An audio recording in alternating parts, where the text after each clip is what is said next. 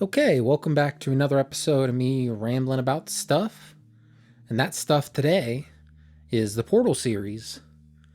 Thanks to CactusMan777 for suggesting this. Leave a comment down below if you have a series, topic, movie. If I've seen it, I'll talk about it. Anything. I got my own list of stuff to go through, but if you got anything, then throw it in the comments. Alright, so the Portal series. What's my history with the Portal series? I first played it back on the Xbox 360 in the orange box. The orange box was my introduction to Valve stuff in general. What did I play in the orange box? I obviously played Portal. Played a lot of Team Fortress 2. I didn't play a lot of Half-Life, interestingly enough. Half-Life made up 3/5 of the orange box, and I mostly played TF2 and only played Portal like once or twice. Valve games are eventually what got me into PC gaming as a whole. I remember watching like Gmod videos, Garry's Mod. Watched a lot of like comedy skit Garry's Mod videos back in the day, and eventually that convinced me to get Garry's Mod myself and start messing around in that. So I've always been in the Portal universe for a while. I've always been interested in Source games, Valve games. I was more into like Team Fortress and yeah, I guess just Team Fortress for the most part. I didn't really care about Half-Life. I like Portal. Don't get me wrong, I like Portal, but Portal's a thing where I don't mean to demean the game or anything, but for me, puzzles are a thing I only enjoy once or twice, maybe. I'll talk about that later. So I've been in the Portal for a long time. Despite me liking Portal 1, I don't think I really paid attention to the, pre-release hype train for Portal 2, and there was, an ARG where they updated Portal 1 to, have little secrets hinting at Portal 2. I didn't really pay attention to that stuff. I don't remember what I was doing back then. This was 2011, I think.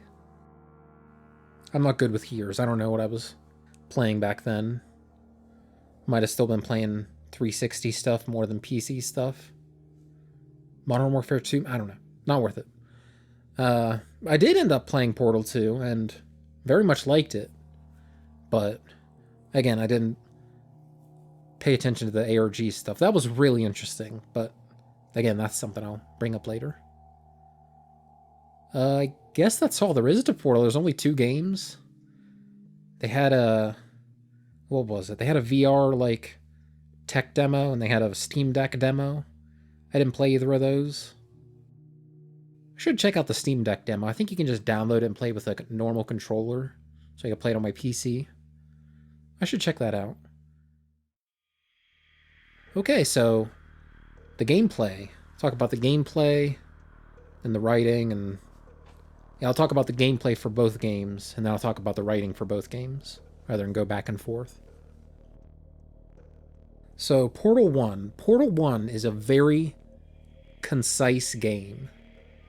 I think the reason Portal stuck with so many people is how concise it is. It's... I don't know how long it is. Maybe 6 hours, 7 hours? It's very short compared to, your average... Of course, your Assassin's Creeds, but... even... Call of Duty campaigns... Those are 13 hours, maybe? Portal's 6. Something that's in and out, quick. It's very challenging your first time through. I remember having a lot of trouble with some of the puzzles. And it's one of those games that... I'm trying to think of what were puzzle games around at the time. This must have been 2007 when Portal 1 came out. I can't think of similar puzzle games. I want to think of Braid, but I'm pretty sure Braid was after Portal 1. It had to have been. It most definitely was. But I feel like there weren't very many mind-bending puzzle games back then. I'm sure there were, I just can't think of any. I feel like Portal started that trend where, you know, you're just a character walking around, but you're given some set of like weird mechanics that change how you view the environment. And it's like hard to wrap your mind around at first. Like when you first play Portal, I guess for those who don't know, the only abilities you have are you just walk around and jump, but you're given a gun that you can shoot 2 portals.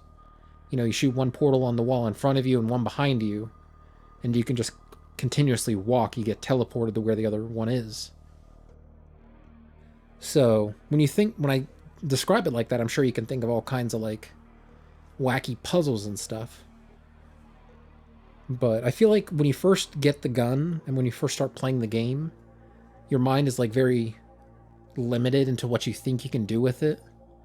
But then the puzzles and the situations that you're put in, it slowly opens your mind to like, oh wow, there's like, I maintain momentum when going through portals. So if I jump into one from a high ledge or something, I'll go flying out the other one. It introduces these twists on one mechanic. I think that's powerful. That's to the game's advantage. You know, you only have a few actions available to you. You can only shoot portals, you only move and jump. Those are the only things you can do. You can crouch. I don't think there's any other things. Yeah, you can interact with like a button. That's about it. There's only a few actions.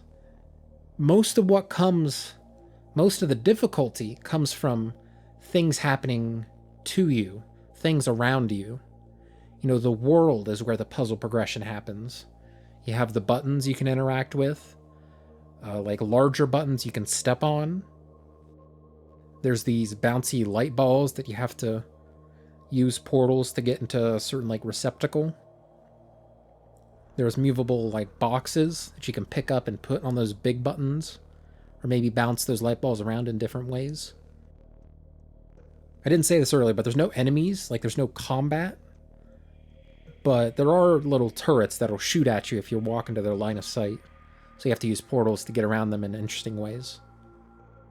Yeah, there's not a lot going. It may have sounded like a lot if you haven't played Portal 1 and listened to me describe it, but there's not a lot going on.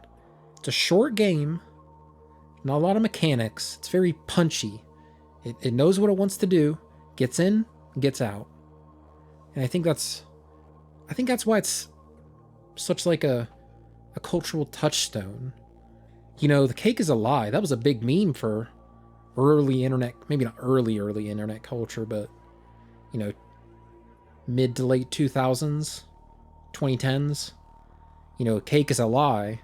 That caught on because Portal was so popular, and the writing around that, it stuck with people. But again, I'll talk about writing later. So skip forward a couple years. I guess it was maybe like 3 or 4 years. Yeah, probably 3 or 4 years. And Portal 2 comes out. Portal 2. You're not given any extra abilities as a player. All you can do is you can still crouch, walk, jump, and shoot 2 portals. The only other thing I think they give you is they allow you to zoom in so you can shoot portals further away, because they made some of the environments bigger. They added a zoom button. But that's not technically changing anything.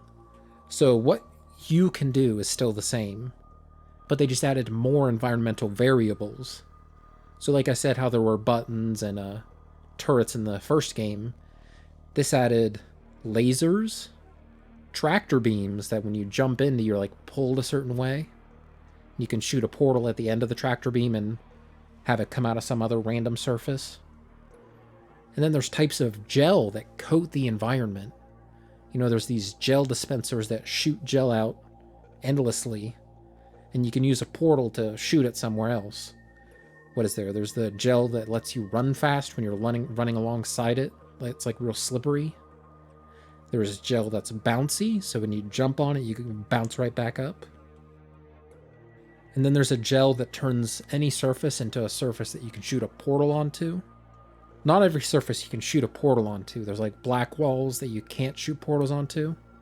And if you somehow get this white gel onto the black wall, then you can shoot a portal onto it. So there's the gel, lasers, tractor beams. Might have been something else, I forget. But those are all in addition to the mechanics from the previous game. So there was even more like parts to work into puzzles. And with more variables, puzzles can get more complicated. So, when you only had buttons, like a button to put a cube on, and they give you a cube, you realize, like, okay, I got to get this button onto this cube so I can go through the door. You see those, and they're like signals. They signal, like, okay, I need to do this. But as they add more, you see a laser, and you see a cube, and you see somewhere you got to get the laser.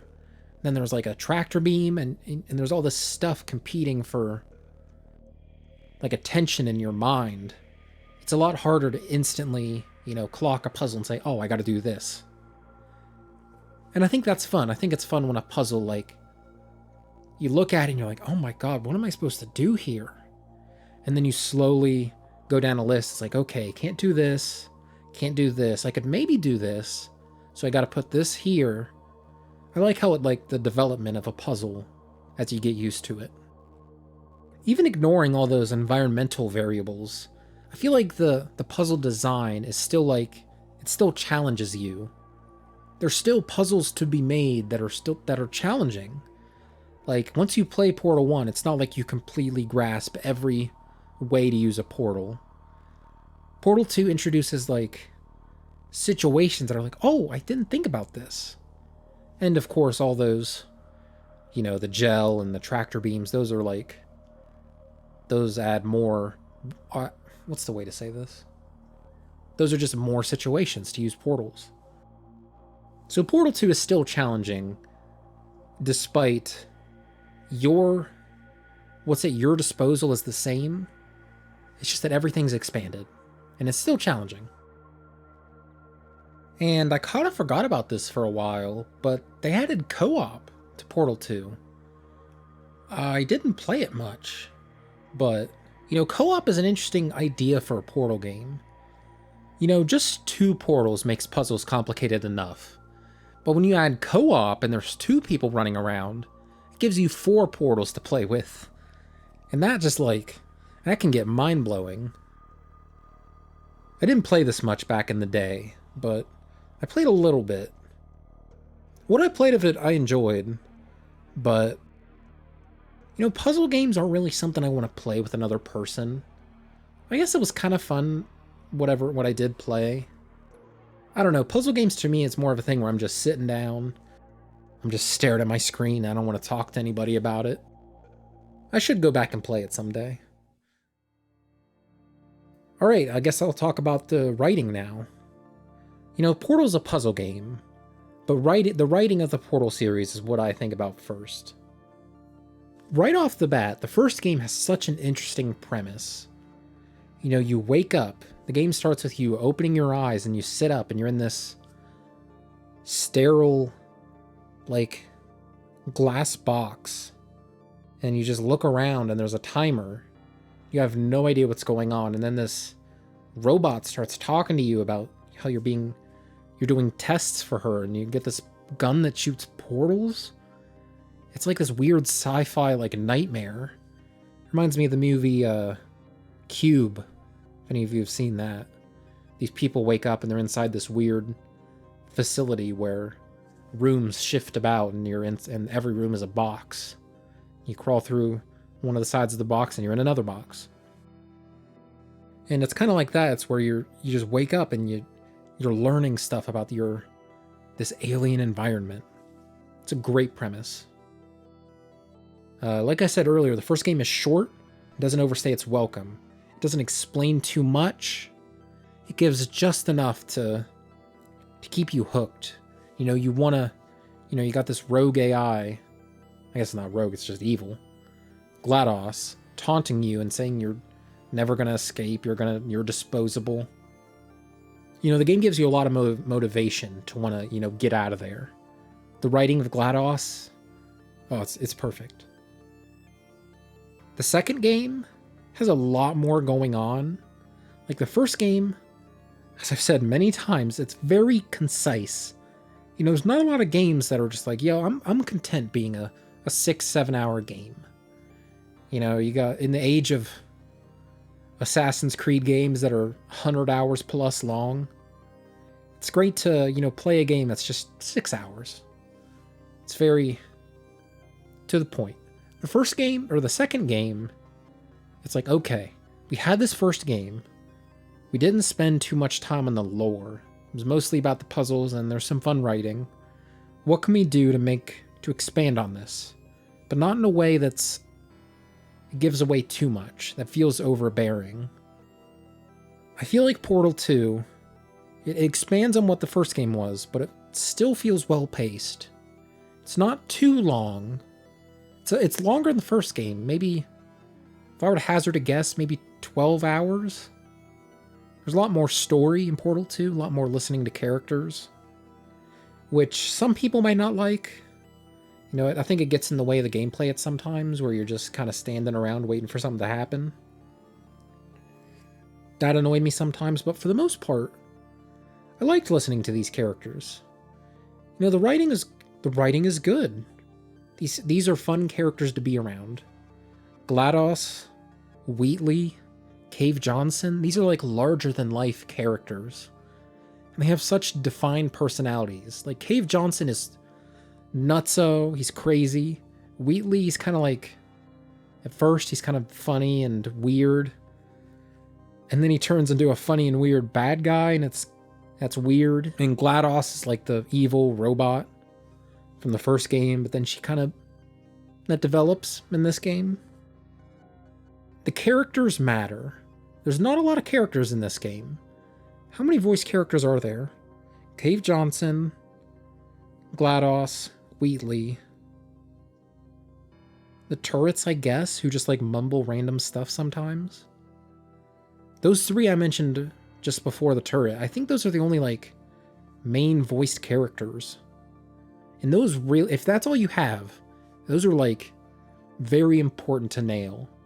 And they did. You know, Cave Johnson, all those characters, those are, even to this day, like, people still quote Cave Johnson. Like, that's peak humor to a lot of people. And I can't blame them. You know, that's some funny stuff. And an interesting, like, dynamic is that Chell, I didn't mention this, Chell is mute. The player character is mute. She doesn't say anything. So this Portal 1 and Portal 2 are basically characters just talking at you. I talked about silent protagonists in a video I did a while back. I explicitly mentioned Half-Life, and that you're kind of just like a vessel for characters to talk to. Chell doesn't have anything to say to GLaDOS. It's basically just GLaDOS talking to you and kind of projecting what she thinks you to be. And Cave Johnson is, if I remember right, I'm pretty sure it's just like recordings. He's not talking to you, you're just listening to recordings of him saying stuff. But Wheatley and GLaDOS, they were just basically talking at you and then talking to each other. Silent protagonists can get a little dicey if not done right, but I think they handled it well in the Portal series. The humor is such a, you know, you see the title screen for Portal 1 and you see like there's like a beginning part where you're not sure what to make of the game.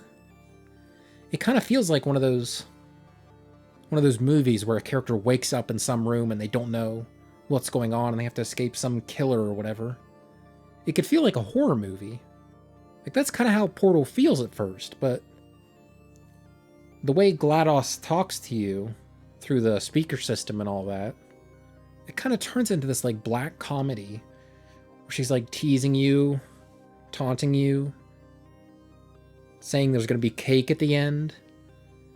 I don't quite know how to put it into words.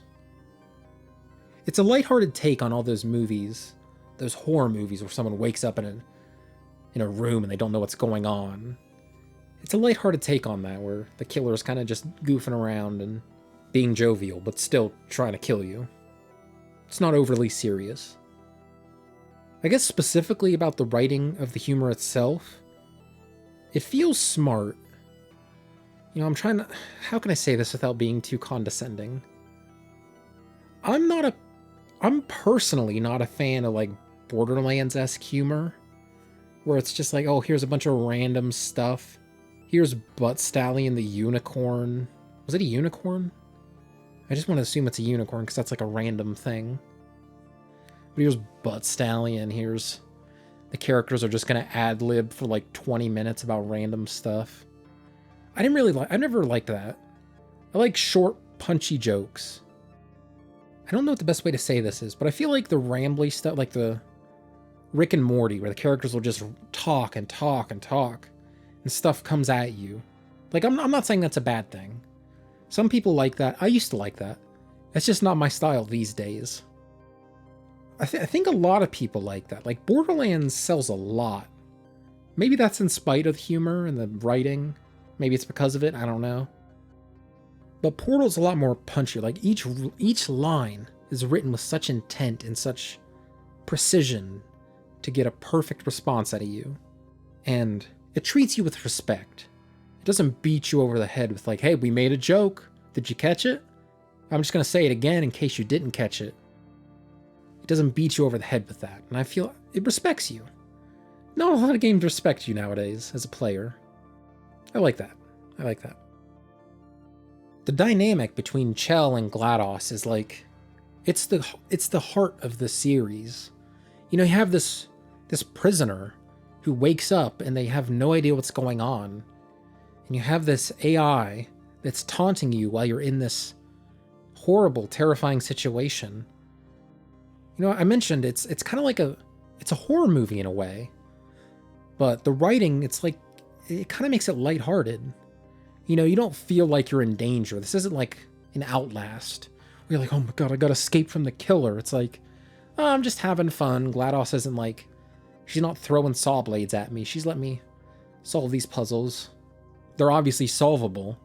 I think that's a plot point in the second game, where GLaDOS tries to make puzzles solvable. So, I don't remember why she's making you solve puzzles, but that's a part of her character. She wants you to solve these puzzles. And then Wheatley's introduced, and he's like controlling these puzzles, these tests, and he makes one that's unsolvable. I hope this is true and I'm not just making something up. It's been a long time since I played Portal 2. But that's a big part of her character. She wants you to be able to solve these puzzles. She wants you to succeed in... Because I think it makes her better. It gives her a greater understanding of people or something. I don't know. But I like that. I like that she's not completely, like, oppressing you. Eventually, she does try to kill you, but through her training, you're able to escape. The first game starts out with them being, like, obvious enemies. So that's a fun dynamic in and of itself. You know, you got this innocent girl, innocent woman, and she's trying to escape, and this evil AI doesn't want her to, but she's kind of like letting her push the boundaries a little bit. That's a fun relationship. And then in Portal 2, GLaDOS returns after being killed, and she has a little bit of character development.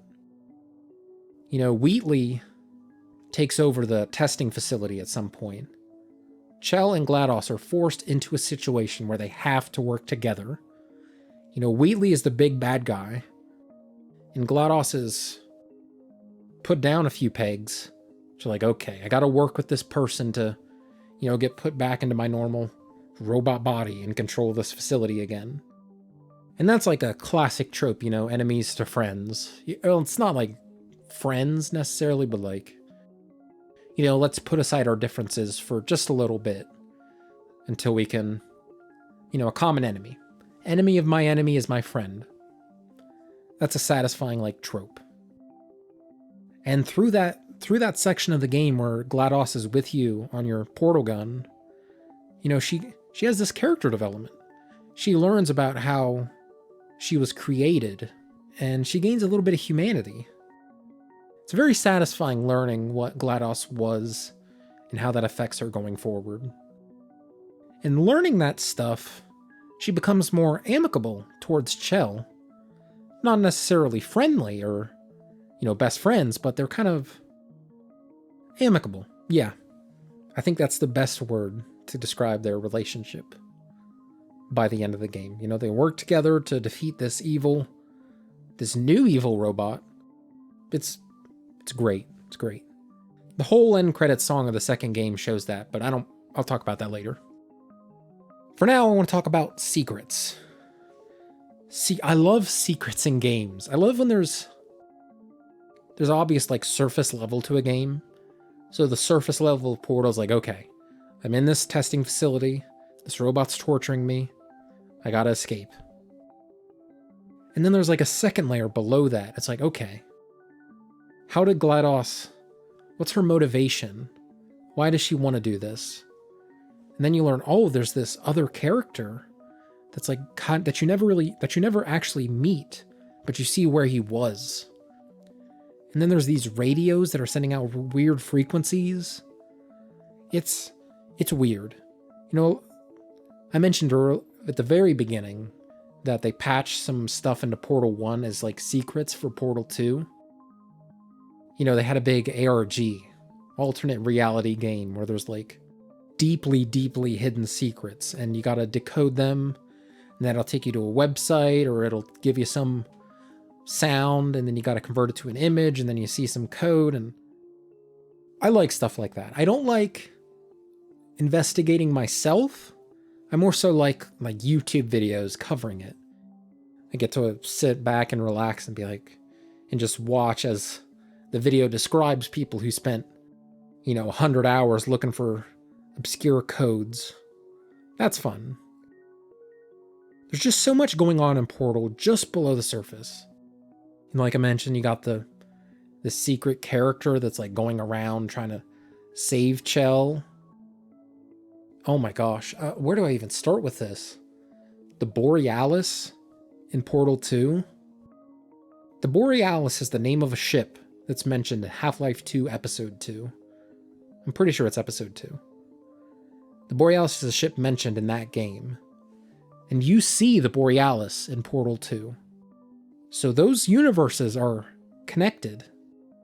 I know a lot of games will have stuff like that, and it's just it's just a fun Easter egg. There's no actual plot implications. But I'm pretty sure Portal and Half-Life are meant to be in the same universe. Black Mesa, the testing, or it was I don't remember what it was. Black Mesa is a science facility in the first Half-Life, where Gordon Freeman, the protagonist, worked at. And GLaDOS mentions Black Mesa during the end credits song of the first Portal. That was the thing where it's just Half-Life, that's another game we make. There's no big plot implications. They're just haha. But I feel Borealis, that's a small connection.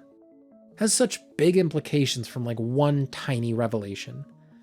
The fact that you see a ship called the Borealis in Portal 2 means that all the events of Half-Life 1 and 2 and Alyx, those are all happening in the same world as Portal 1 and 2.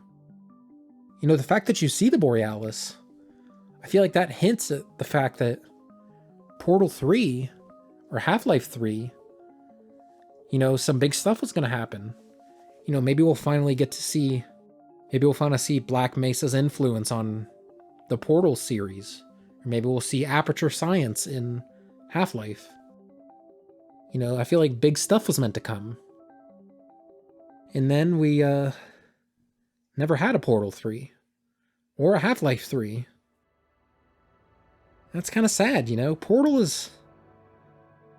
1 and 2 are such influential games. They both had such I feel they're so good.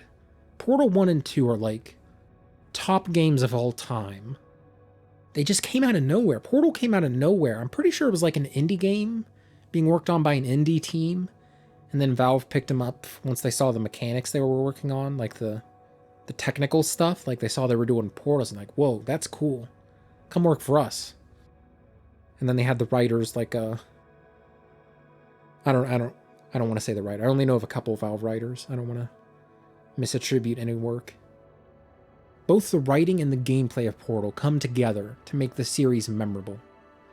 Like, if the writing was shit, Portal wouldn't be as successful. You know, the cake is a lie. That's like a big cultural meme. That was huge for a couple years.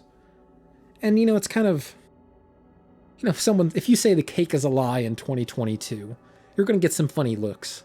But it's still, you know, playing the game, it's still like a funny moment. We're not going to have any more funny moments, I feel like, in a new Portal game. It's sad. Valve they've announced that they're working on new stuff, like single-player games, I'm pretty sure. I don't know if they've said it explicitly Portal. But I would love to see what a Portal 3 would be like. You know, what gameplay stuff could they do? What additions could they add to make puzzles more challenging?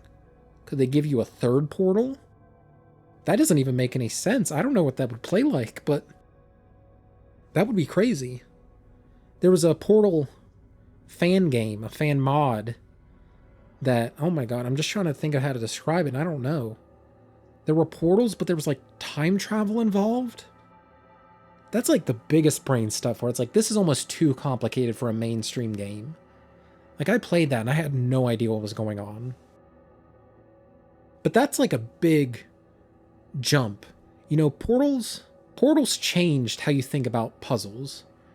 The game tells you, like, okay, you have portals. How do you solve this puzzle? And you're like, well, with a portal, I can go across this gap, but I can also maintain momentum through them.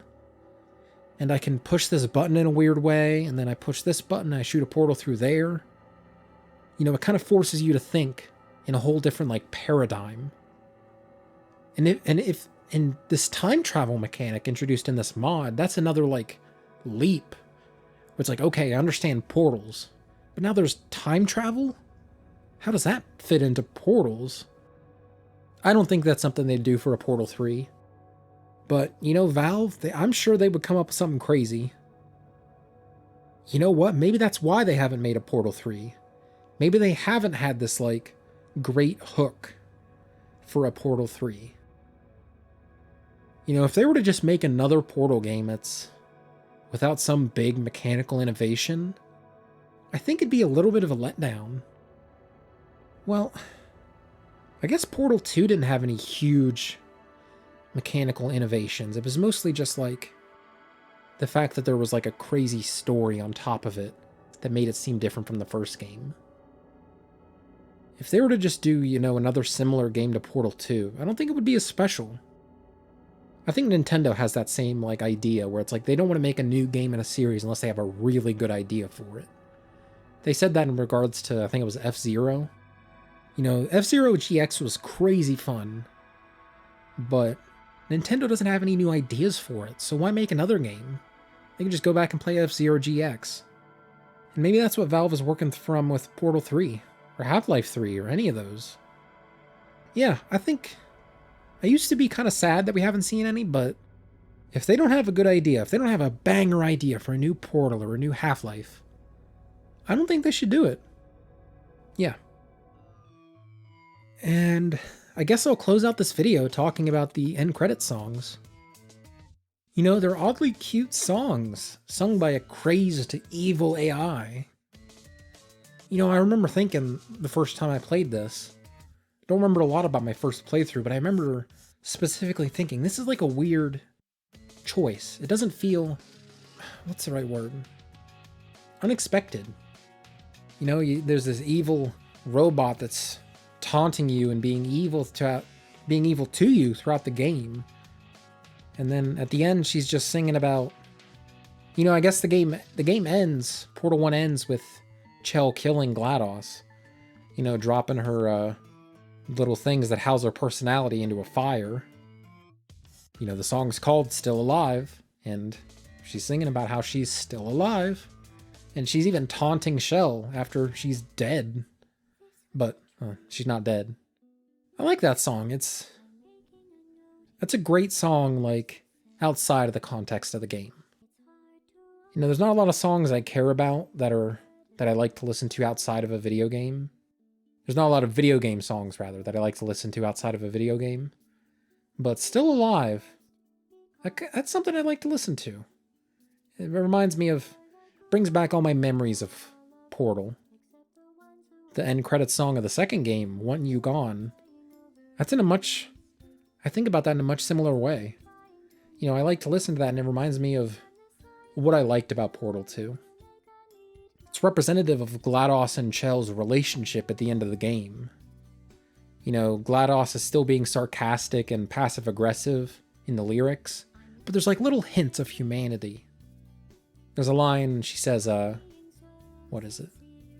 Goodbye, my only friend. Oh, you think I meant you? That'd be funny if it weren't so sad. That's cute, you know? You know, I hear that and I kind of think, oh, she truly thinks of her as a friend, but she's kind of like behind a layer of sarcasm, admitting that. That's cute, you know, it's a bit of humanity to admittedly a robot that was trying to kill you throughout the first and a little bit of the second game. And there's a line in the second song, you know, I think it's my favorite. It's a great note to end the series on. You know, if we never get a Portal game after this, and there's just like spin-offs that cover weird Aperture Science stuff unrelated to GLaDOS, that's fine. But this little line, I used to want you dead, but now I only want you gone. That's a perfect way to end this relationship between GLaDOS and Chell. You know, the relationship started out so like hostile towards each other. You know, GLaDOS is trying to kill Chell and Chell is trying to kill GLaDOS.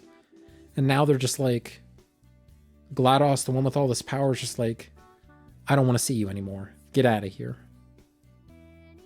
I like that. That's great. And there's this hint of humanity in this evil robot. I love that. I don't know how else they'd play off. It's a perfect way to end her. I feel like her arc is completed. You know, she's been evil and now she's not so evil. Still want to see her in Portal 3 though, if they ever get around to that. All right, so that's it for this episode of me rambling about stuff. As always, if you got a suggestion, leave it in the comments. Maybe I'll get around to it. Thanks for watching. Is there anything else? No, that's it. Thanks for watching. Talk to you later.